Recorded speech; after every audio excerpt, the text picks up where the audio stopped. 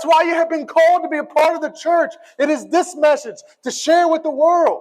We live in a world that has no hope. They think evil and wickedness rule forever, and there is no God who will judge it.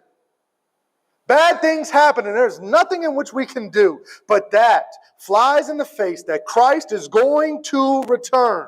And all those, which everyone is, made in His image, but not everyone believes, has the moment and the time to be given the promise, to be sealed by the Holy Spirit, to be made perfect like Him when He comes. If we don't care about the gospel, why are we doing this?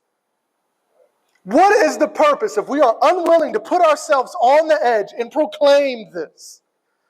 Why do we think that we really truly desire to be a citizen of heaven if we won't tell anyone that the citizen or that kingdom is coming? We have a responsibility, church. We have a responsibility. The salvation of men and women depend upon it.